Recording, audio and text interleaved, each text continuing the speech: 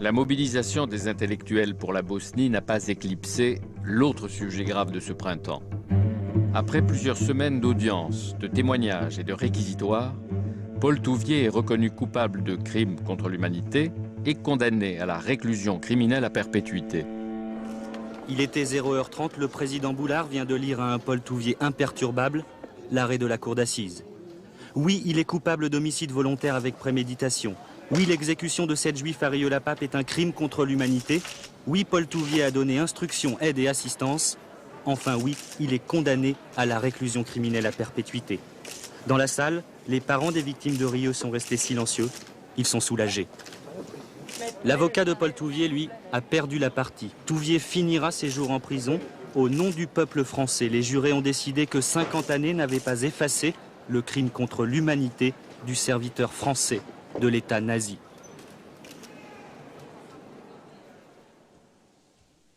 On n'en finit pas avec le passé, Monsieur le Président. Les sinistres souvenirs de jours sans gloire et sans honneur, le procès de Touvier, le verdict, qu'est-ce que vous en avez pensé? Je n'ai pas pensé. La justice s'est prononcée. La justice est indépendante et je dois respecter ses décisions. Je dirais presque moi le premier. De plus, pour les actes en question, c'est-à-dire parmi d'autres faits, celui qui est le plus marquant, le plus voyant, et le plus sinistre, l'exécution de ces 7 juifs par représailles contre l'assassinat lointain de Philippe Henriot,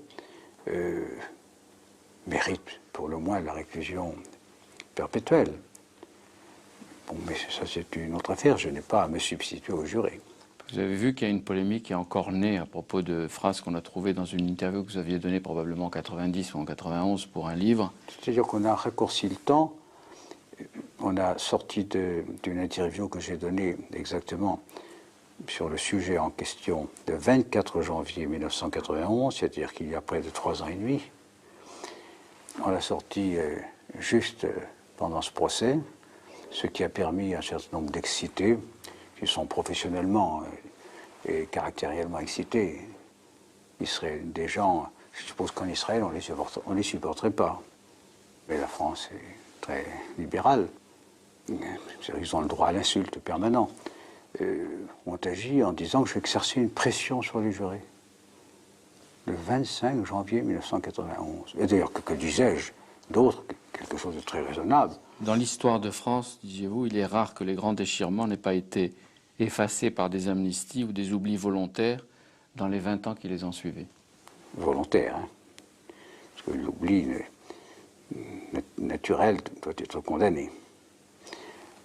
Oui, c'est vrai, je cite le cas de la Commune, qui a été le plus grand drame de notre histoire intérieure depuis les guerres de religion, qui a provoqué plus de morts que la Révolution française de 89, et qui a vu, dans les 15 ans qui ont suivi, tous les communards déportés, etc., amnistiés. Mais l'exemple n'a pas convaincu. Est-ce que j'ai bien vu. Vous pensez que arguments, hein. pour la réconciliation nationale... Tout le monde est d'accord avec ce principe, sauf que quand on parle du sujet du jour. C'est pour une autre fois. Oui, le président de la République a bien raison, mais parce que là, c'est différent. Non, je considère que les années qui ont suivi la guerre ont été des années très dures. Il y a eu ce qu'on a appelé l'épuration. Elle n'a pas été tendre. Je ne dis pas qu'elle a été injuste. Dans certains cas, oui. Lorsqu'on a recouru à des exécutions sommaires, sans jugement, ça c'était la réaction immédiate. Ensuite, il y a eu des cours martiales. Il y a eu une cour de justice, une haute cour de justice, qui a jugé tous les responsables politiques et militaires. Un certain nombre d'entre eux ont été condamnés à mort et exécutés. D'autres condamnés à mort et laissés en prison sans exécution. D'autres ont été graciés longtemps après. D'autres, enfin... Et il est évident que dans tous ces grands drames nationaux, il y a des coupables qui passent à travers. Alors on essaie de les rattraper 50 ans après. Et c'est tout autre chose. Mais on a raison ou tort dans ce climat, 50 ans après? Je pense que dans le cas de Touvier, qui au fond avait échappé à tout jugement pour des raisons absolument extraordinaires, je ne peux pas reprocher à ceux qui ont continué de le poursuivre d'aller jusqu'au terme. Parce qu'après tout, il avait échappé par toute une série de procédés illicites. Mais je ne voudrais pas que s'instaura en France, même à l'égard de gens tout à fait détestables, qui se sont mal conduits. Ma génération le sait mieux que la génération actuelle, parce qu'elle en a davantage souffert. Je ne pense pas que 50 ans après, ce soit, d'une façon générale, très utile. La condamnation de Touvier met en principe un terme à un dossier qui suscite passions et polémiques depuis 30 ans. Depuis que Georges Pompidou avait dû s'expliquer sur la grâce partielle qu'il avait accordée à l'ancien chef de la milice lyonnaise. Fournéron, le Progrès de Lyon. Monsieur le Président, les résistants de la région Rhône-Alpes ont été péniblement surpris d'apprendre que Paul Touvier, qui s'était tristement illustré dans notre région et qui a été condamné 2 fois à mort, avait bénéficié d'une grâce présidentielle. Est-il indiscret, Monsieur le Président, de vous demander les raisons qui ont motivé votre geste? Je vous remercie de votre question. Si vous ne l'aviez pas posée, je l'aurais soulevée.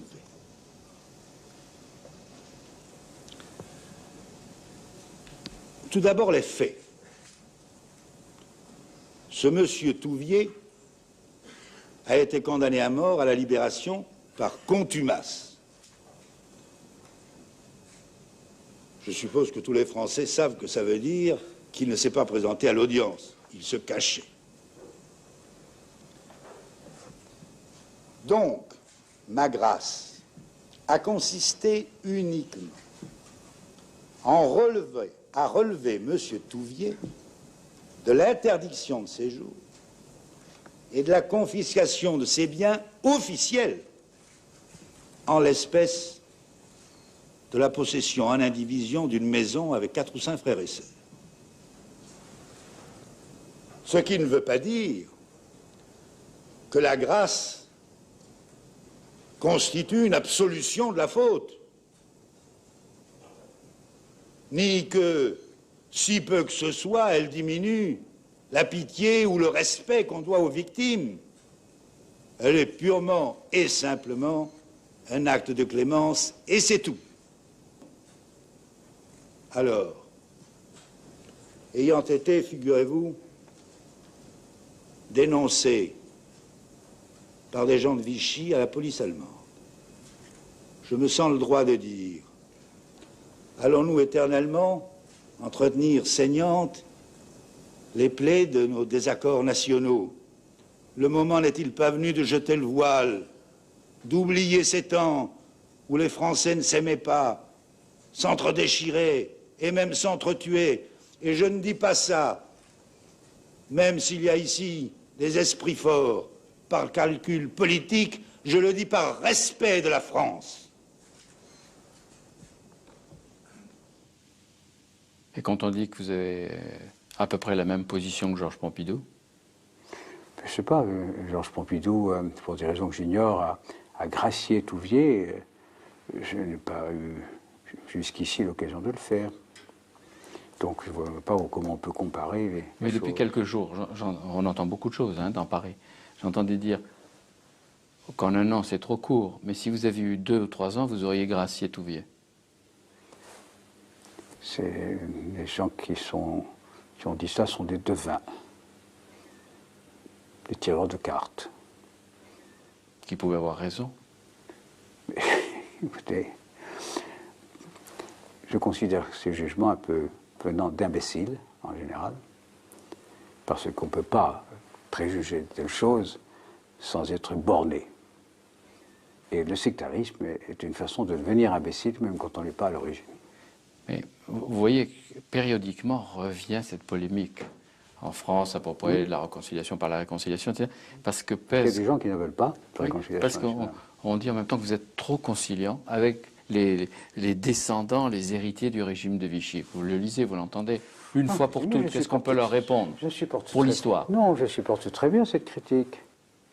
Je supporte très bien cette critique parce que moi, je me sens sûr de moi. Je sais quelle était mon attitude et quels ont été mes actes entre 1940 et 1945. Eux, je supporte très bien ce qu'ils auraient fait s'ils avaient vécu à cette époque, ceux qui parlent comme ça. J'ai connu beaucoup de gens sans caractère, très brillants dans leurs paroles. J'ai vu des écrivains français auxquels on n'aurait pas songé avant 1939 trouver plaisir à assister aux tortures des victimes des résistants. J'ai vu des dénonciateurs. J'ai connu des juifs qui, pour se sauver, n'ont pas été, ont été des dénonciateurs parmi les pires. J'ai tout vu, quoi. Donc, qu'est-ce qui autorise à parler d'une génération qui n'a absolument pas vécu ces événements? Mais avant d'entrer d'une manière active dans la résistance, est-ce que vous avez cru vous-même à Vichy, au régime de Vichy? Écoutez, je ne vais quand même pas passer mon temps à m'expliquer. Mais une fois, et on n'en parle Non, plus. une fois, pour tout, je l'ai fait 25 fois. Ça suffit. Ça suffit. Et je ne donnerai aucune explication, autrement que celle que j'écrirai moi-même. Ça suffit. Moi, j'ai été 1 an et demi prisonnier de guerre, je me suis évadé 3 fois de mes camps. Je suis revenu en France fin décembre 1941. Dès le mois de mai 1942, j'appartenais à une organisation de résistance au cours d'un congrès et d'une réunion qui a été enregistrée, dont on connaît l'origine. J'ai pris des responsabilités qui ont été signalées à l'attention de Londres. Maurice Schumann m'a consacré l'un de ses éditoriaux, alors que j'étais en France. Je suis allé en Angleterre, je suis allé en Algérie, je suis revenu en France pendant le combat, alors ça suffit. Là, on voit bien qu'une... J'ai en plus été l'un des 15 hommes choisis par le général de Gaulle pour assurer la transition au moment de la libération de Paris, au mois d'août 1944. Bon, alors, qu'est-ce que c'est c'est bavard, c'est inutile ou c'est malveillant? Qu'est-ce que ça veut dire? J'ajoute que auraient-ils vécu à cette époque-là, avoir leur type de caractère? En général, les inquisiteurs sont des lâches. On voit bien que d'ici au mois de juillet, on va encore vous redemander que la France présente des excuses pour ce qui s'est passé à Vichy. Votre position est toujours la même. Ils attendront longtemps, ils n'en auront pas. La France n'a pas d'excuses à donner, ni la République. À aucun moment je ne l'accepterai. Je considère que c'est une demande excessive de gens qui ne sentent pas profondément ce que c'est que d'être français, l'honneur d'être français, et l'honneur de l'histoire de France. Et vous recommanderiez à vos successeurs, s'ils sont de droite, d'adopter la même attitude? Ils feront ce qu'ils veulent, mais bien sûr. Pas de recommandation à Non, faire. mais parce que la pression va se faire également sur eux. Dans 100 ans peut-être aussi encore. Ouais. Qu'est-ce que ça veut dire? C'est l'entretien de la haine. Et ce n'est pas la haine qui doit gouverner la France. Et encore moins, probablement, quand on est à votre place. Oui, et puis moi je dis ce que je pense, et je ne me laisse pas impressionner par ce genre d'arguments. Et j'ai le plus grand mépris pour ceux qui les expriment.